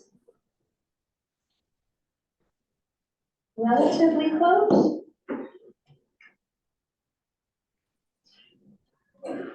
So, let's see. in order for our anonymous voting and Linda's challenge to get a vote into the Slido, Linda, can you call my cell phone? Do you have my number?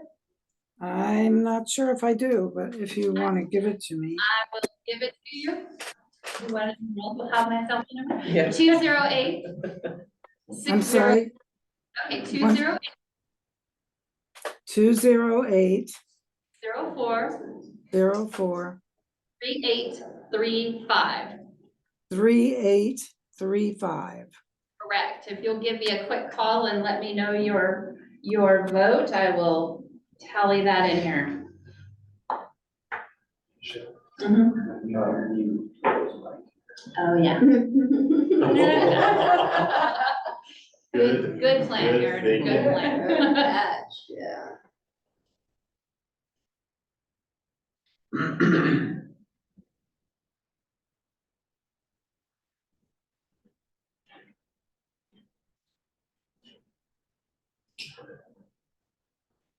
So are you looking for a total of 12 votes? Is that what counts? Mhm. Well, it'll be 13 with Linda. Who else here?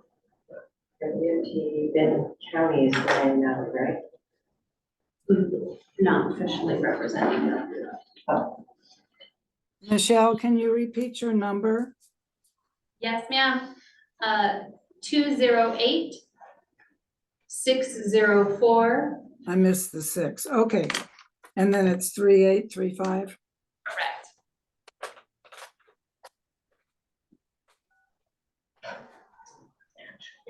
The suspense.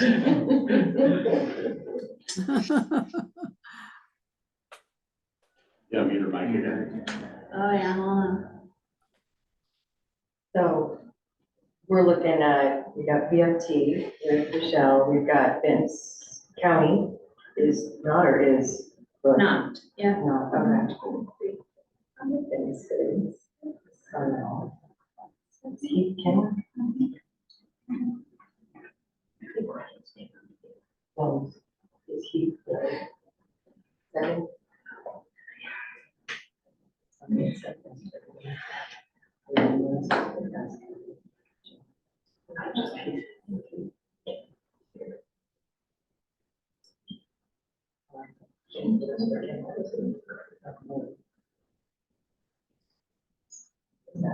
Hello.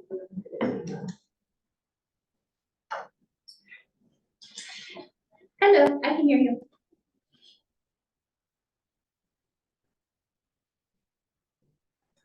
Oh, I've got you muted. You're good.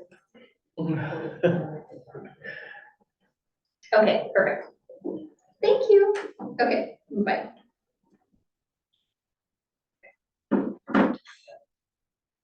So, let's see here.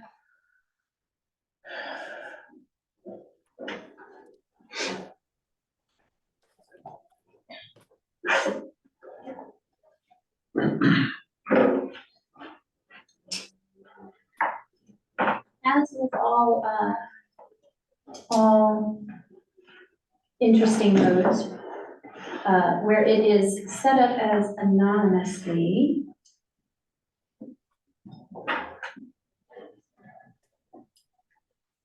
I was trying to see if it will tell me who the votes are. Yeah, I'm just curious, since It does this is a tell you. public meeting, It does And tell anybody you what the could- total number It Sign up on that. just gives me the total number. But to Kate's point, for voting board members, on our meeting today, I have 11.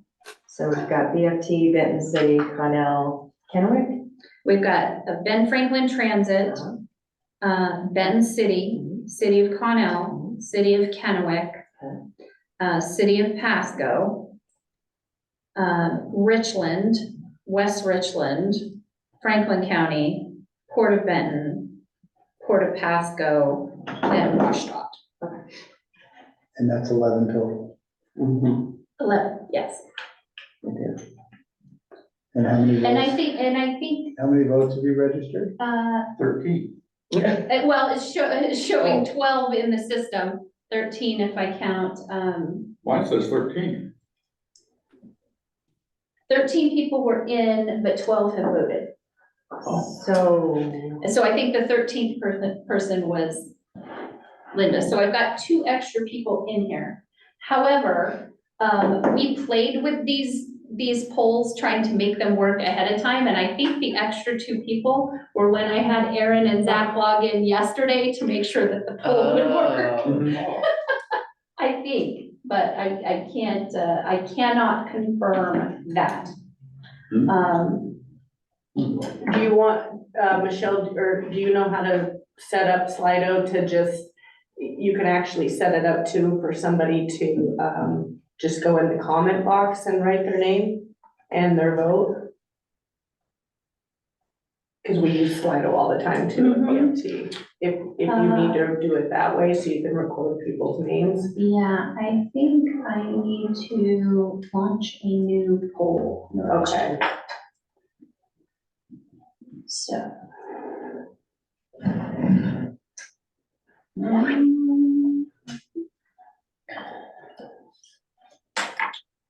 I guess that's a test. Yes. Yeah. Okay, so, note to self. Now, Aaron, you and Zach were in the system, but you didn't actually vote this time, but it counted your vote from the practice. It might have, it may have, I can't. I think a fresh poll, and before we vote, let's make sure that everybody's clear on who's eligible, who's not, and. although if we were going with 13 and there were 2 excessive, that would be that 8 voted for myself, 5 voted for Gretel out of the 13. And even if 2 had voted for me that shouldn't have been voting, that would be 6 to 5. Right. So. You'd still win anyway. It's still Yeah. it is still a But- majority for Kate. So Since we aren't certain, I'm fine with a Well, vote if we want. I understand what you're saying, and if the consensus of the board is that you're comfortable with that and you want to accept that, then that's a board decision. It's not a decision that I'm prepared to make. I think it needs to be. Well, yeah, no, I'm fine. If people want to do a revote just to make sure, I'm fine with that. I think it's pretty clear, right? I think we're good. Yeah. You don't see the number of votes or the manner in which the votes are applied being able to overcome the current Right. numbers, right? Yeah, if it was 2 extra and if the person that I didn't see, but apparently No, somebody in the chat. I said understood the something. logic. I Yeah. just want to make sure if there's anyone that is voting that for any reason wishes to just do a revote, Right. that's what we should do. But if the body is unanimous and we have consensus and everyone is comfortable, then we can accept this. So I'm just gonna ask, is there anyone that would prefer that we do a revote? And if not, then by consensus, unanimous consensus, we'll accept that, Kate is selected as vice chair. The only concern that I have Sure. with that is the fact that we are accepting a vote that counts 13 people when we only have 11. So you have potentially have in the future a question that somebody will most likely question the integrity of the vote for that matter. So for that reason, I think we should start fresh with the correct number of people. Okay. So that way there is never a question in the future, why do you have X number of people voting, but yet you have 13 on record? That makes no sense, and for that reason, I think we should vote. Okay. That's just my vote. Well, no, I was very clear. It has to be unanimous for me to be willing to accept it. So if there's any concern, and thank you for speaking up, because some people wouldn't, so thank you. So Michelle, let's just clean it up, do a revote, and that'll provide about 3-4 minutes for a break if anybody needs one. So if 13 have already, if 2 of those, Excuse me, Chair. yeah. Brad? Yes. Brad? Can you hear me, Brad? I Okay, can. this is Linda, and I have with me today our mayor-elect, and I wanted to introduce him to the board, and maybe this is the best time to do that, but That'll be a fine time. And I have to step out for a minute, but our vice chair, soon to be chair, Vicky will take over. You are right You now. might as well take on the job. Time to start practicing the job. Yeah, really, I guess I have been practicing for 6 years. These are terrible. So- They are. Thank you for stopping my trail. Right. Okay. We'll be back in about 3 minutes. Okay, Vicky, can you hear me? I sure can. Okay, Linda. so can I introduce Lynn Burton after the vote, please? Yes. He's Yes. taking, he'll be taking over. Okay, thank you. It's an unruly bunch here. You got a lot of cats to wrangle. Yeah, right. And just to make sure, there is no sort of law at all that requires this to be not unanimous, vote, right? No. Okay, just wanna make sure we're keeping our nose clean. Right. There's weird rules through some of these things. I am struggling to get to where it will show me Yeah. who has voted. Anonymous, Or, one of those words, ends with mouse. Potato, potato. Exactly. Will it let As you my mom likes redo to it? say, potato, tomato. yeah, I just set up I set up a brand new poll. Okay. But I was looking for the setting as to either, Same code or different code? it'll be a new code. Hey, Michelle, this is Keith Malott, City of Kennewick. Yes, Keith. Yeah. Now I'm sitting in for Gretel, but I'm just a staff member, so I didn't vote. Am I supposed to be voting on this? You are not required to vote, but it is helpful for us to know that, you are not voting, because then that will reduce our number of eligible votes to 10. Are we sure there's only 11 on the call? Let's make sure who I'm missing here. Yeah. Why can we not just, Yeah, but he's- you know, I think that's completely up to a unanimous decision of you all for how you would like to just be comfortable voting. vote in versus? Okay, so I've got, Melissa, Is, Lee,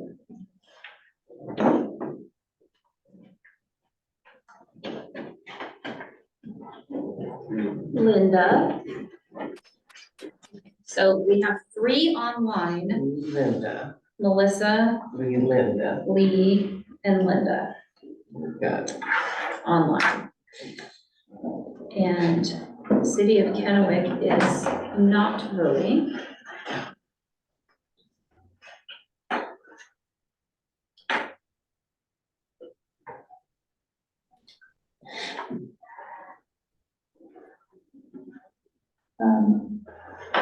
What we were commenting on was the, ability for me to actually identify who is voting. So I have the audience Q&A on. So I'm going to, So when we simply call out the 11 eligible voters, ask everyone to vote. Yeah. Confirm that we have 11 votes, and then be done, as opposed to try and correlate a name with a vote. oh, Because just ask them to each vote on their turn, or just vote out loud. just go ahead and vote electronically. Okay. But before we do that, read off the 11 eligible voters and repeat the vote. Unless there's ghost votes in there from the staff trials, we should end up with 11 votes. Yes, I have a brand new poll, so no one's been in it yet. So, and I'm going to go into our Zoom. When you have that ready to go, Linda may want to do hers on the phone. Hello, Linda. Hey, Hello. my vote's the same as that. Oh, okay. Okay, go ahead. You're good. Your vote's the same as before? Okay. I got you. Okay, thank you. Bye. Okay, so now you should register 10 votes electronically. Is this the new one? Not yet. That's still the same old one. Hold So on. fast. hold on. We're at 10 total votes, 9 electronic votes.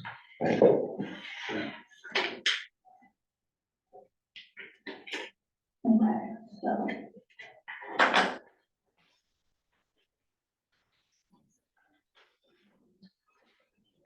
As Aaron was just saying, in case everybody didn't hear it, we're expecting we should have, where we have 10 eligible voters.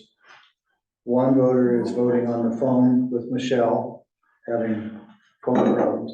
You have 9 more this? So we should have 9 electronic votes plus the 1 telephone vote from Michelle. Mhm. And Michelle's gonna tell us when the poll is ready for us to go ahead and vote. Thinking.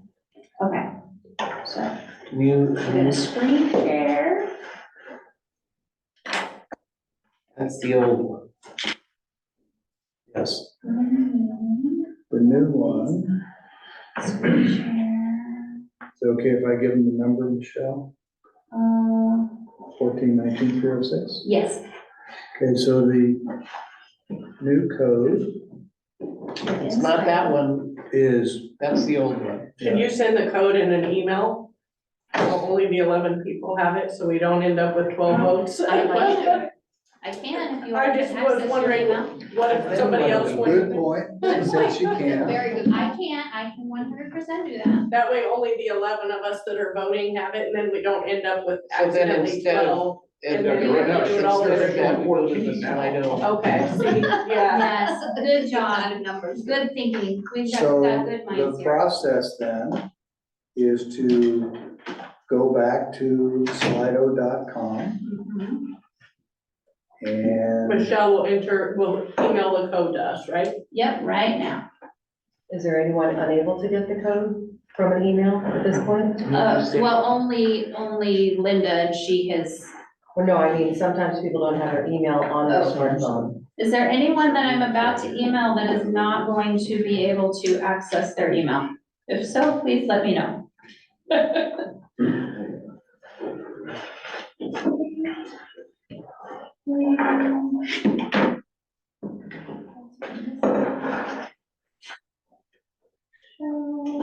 Okay.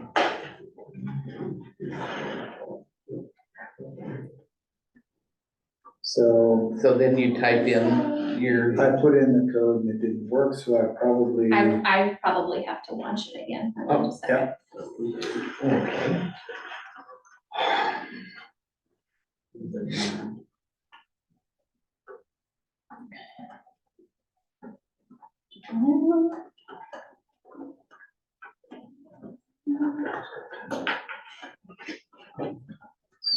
Making sure I get everybody.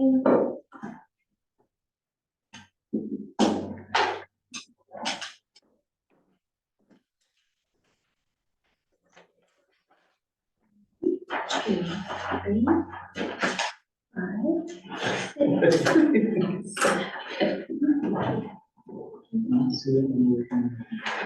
Okay.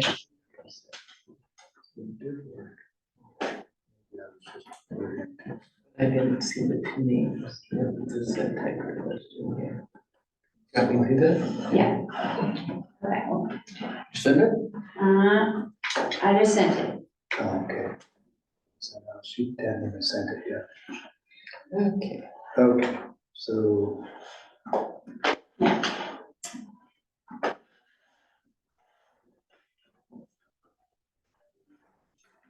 So is this the Here you go. code? Is the code you sent, maybe? Should be.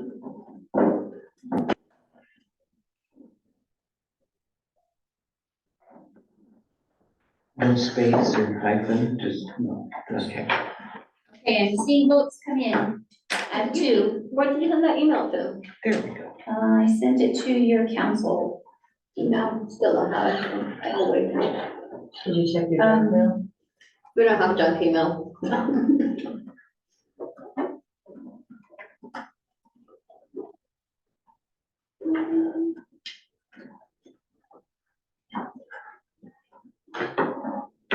And I'm gonna make sure I have your address correct. jjones@ci.richland.wa.us. I do not know that email address. Well, I know it's there somewhere. Okay. That's all I know. Okay. Now I should take a look. Michelle, this is Melissa Blaisdell. I have not received the email. You haven't received it either. Okay. Nearby. Oh, man. It's really Well, the far from purpose here of to the there. email is so that only the right people have the code. You already have it. I know. This Is is the he code. voted out? Is that what that means?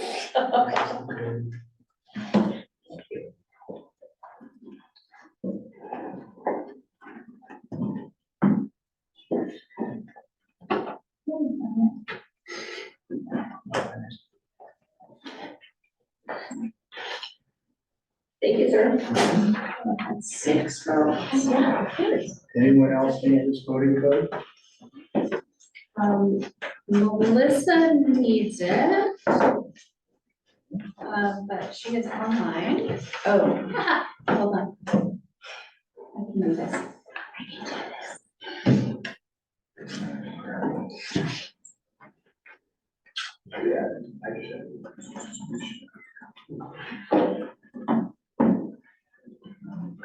Okay.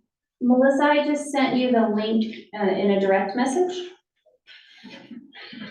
in Zoom.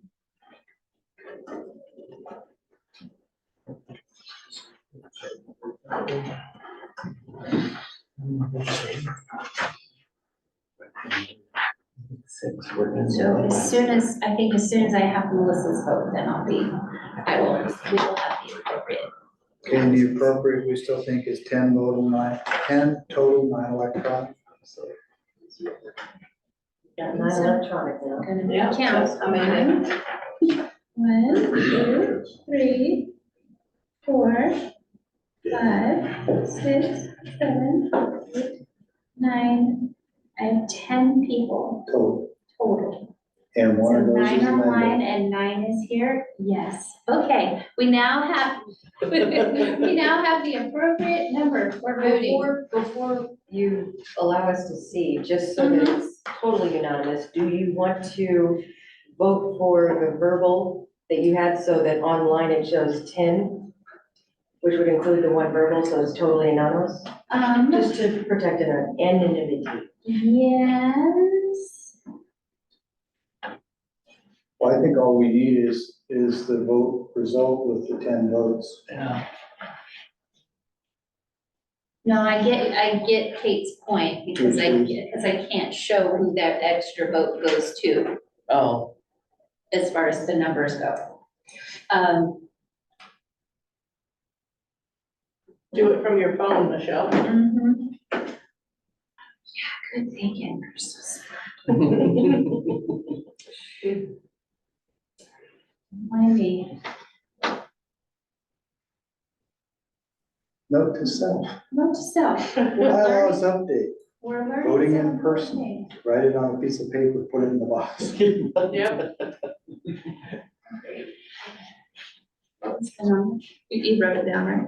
14, 19. You show it to me. Don't tell the world, because they'll all jump on and vote. Because this is like the presidential. Lord. We actually could do in-person voting requirement if you allow people to proxy. Oh, yeah, yeah. I can't be here, so. Okay, Here's my vote, yeah. Ta-da, okay, so now I got it. So, Shows 10. sure does, all right, here it is.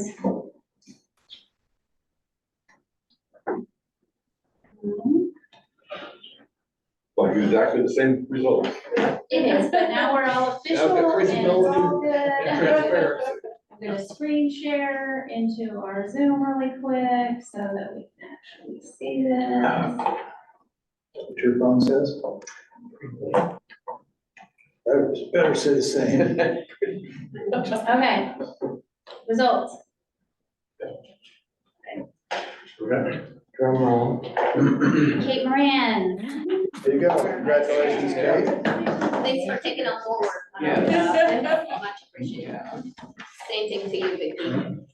Joanna, thank you Yes. for keeping us all accountable. It was not a big deal to redo that, and now there are no questions, so thank you. And believe me, there always will be somebody. Every I know. Josh, when I screen shared, I took our PowerPoint away. If you can throw that back up, please. And thank you.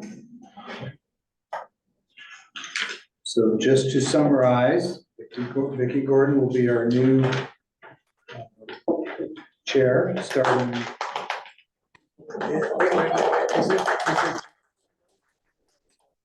I believe it's at the close of the meeting. Oh, so this is your retirement day. No, Have a gavel tour. I'm not retired. You're not done with this commission? I'm quitting, I'm not retiring. Yeah, you're good. Thank you, Josh. And Linda wants to introduce the. Yes, okay. And also congratulations to Kate, our vice chair. And always use a hyphen with that because you don't want to be accused of being the chairperson of vice. Right. I'll just have to make sure that Vicky's at every meeting. There you go. Okay, this brings us to new business. Linda, I think you have a person you'd like to introduce, so you have the floor. Please go ahead. Yes, I do. Thank you. I wanted to introduce to you our new mayor-elect, and that's Mr. Lynn Burton. And Lynn is here. I don't know if you can see him. on the Can you see, camera. I don't know if you can see me or not. I appreciate this opportunity to serve and I appreciate everything you guys do. Thank you. So he'll be taking my place come the first of the year. Congratulations. Yes, congratulations. I was looking Congratulations, Lynn. for an image, but that's okay. There we go. Kind of. Thank you. Thank you. There. All All right. right. Thank you for that, Linda. Any other new business that we need to attend to? Not seeing or hearing any. I would just like to say thank you to you, Brad, for your years of, I mean, when I started 6 years ago, he was up front Already great. in this, and yeah, and we've come a long way under his leadership. Well, thank you. Thank you. Next item is 11. This is comments and announcements. I think we just covered those. Any other comments or announcements? I would actually like to make a comment. We had a deal. Bring spud nuts and you're off the hook. Well, you know, I can't just let it go Gonna that talk way. about these two. So Yeah, not a, Yeah, well, I I'm do gonna get the also, speech about weak chairs and strong directions, and vice versa. I'm talking. You haven't been recognized. You don't have the floor. Okay. Wow, Go ahead. all those nice things I was gonna say. Well, good. Now that No. we resolved that. Actually, but first off, of course, Skip and Ryan, neither of them are here, but Ryan, Skip, and Brad have all done some extra long duty on the executive committee and in their offices for the last really almost 3 years now. So it's no wonder Brad is ready to be done in leadership of the COG. But they have all been exceptional help and support for me over the last 3 years, and I will miss having them involved, but look forward to our new executive committee structure and our new leadership and you know what that's going to be for us this year. And this is Brad's final meeting with us, and I think maybe this is Linda's final meeting with us as well. And so I want to recognize both of them for their service on the COG. Brad has been a fixture on the COG for many years, and his knowledge and experience with our organization will be missed. But personally, Brad has been a huge support and encourager and advocate over the last 3 years, and I have appreciated that very much. So thank you very much. Well, thank you for the nice words, and I'll just remind you of what you told me and the other people conducting interviews for an executive director. And I thought, that's a pretty bold statement for someone who is a candidate who's being interviewed.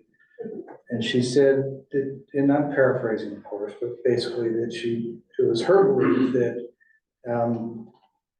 strong executive directors don't tolerate weak boards, and strong boards shouldn't tolerate weak directors. And I thought, okay, that's pretty bold. I kind of, that and one other phrase in my commissioner career, which I'll come back to in a minute, I kind of took home with me and chewed on that for a while. And I said, okay, I get it. Let's see how strong you are. And she's been a great director. But with respect to the whole strong, weak thing, the real message I heard after thinking about it is that the healthiest relationship is when you've got a balance. And one side is strong when they need to be, and the other accommodates and holds people accountable when they need to be. And that those leadership roles are shared responsibilities between the executive director and the board. And I've been on, as I mentioned earlier, many boards and committees over 15 years. And as I look back, I can see very clearly those cases where there was an imbalance between the two. I think with Michelle and I, it's been a great team. And as I said earlier, she's one of the best, if not the best I've worked with in this kind of a role. So I think that's a great lesson for all of us. And so that's one of my takeaways. You taught me something from day one. It's hard to do, not because I don't have a lot to learn. So the other one was, and I'll close on this note, when I went to a training class for county commissioner 15 years ago, there was a presenter, don't remember who, but they said, ultimately your goal as an elected official is to disappoint your constituents at a rate that they can absorb. If you think that you're going to avoid upsetting them, you're arrogant and destined to fail. But that was the message. Understand that there's give and take, good and bad, and you'll upset some, but just don't do it to the point where you don't get reelected and get reelected. So that's all I've got. That takes us down to our next meeting, which is Friday, I'm sorry, I misspoke. This takes us down to our next agenda item, which is your next meeting, which is Friday, January 19th, 2024 at 10 a.m., which will be led by our incoming chair, the esteemed Vicki Gordon. And that will be right here in this conference room, and it will be a Zoom accessible meeting as well. And while it's not on the agenda, just let me say thank you all very much for your support. Does anybody else have any comments or observations unrelated to your outgoing chair? Okay, hearing none, we are adjourned. Thank you. Thank you. Thank you. Yes. Yes, very good.